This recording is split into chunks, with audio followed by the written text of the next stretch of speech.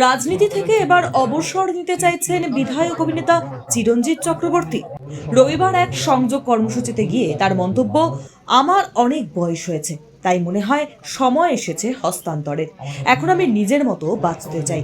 ২৬-এর বিধানসভা ভোটের বছর খানেক আগে তার মুখে এহেন মন্তব্য শুনে রাজনৈতিক মহলের একাংশের মত, প্রার্থী না হওয়ার জল্পনা উস্কে দিলেন বারাসাতের ৩ বারের বিধায়ক তথা অভিনেতা চিরঞ্জিত চক্রবর্তী। কিন্তু কারণ কি, তা নিয়ে ইতিমধ্যেই গুঞ্জন শুরু হয়েছে।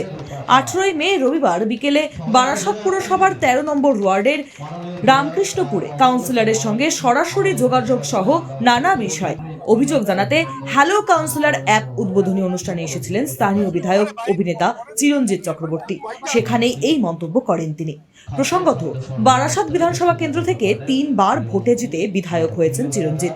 আগামী বছর অর্থাৎ ২০২৬-এ ফের হতে চলেছে বিধানসভা নির্বাচন।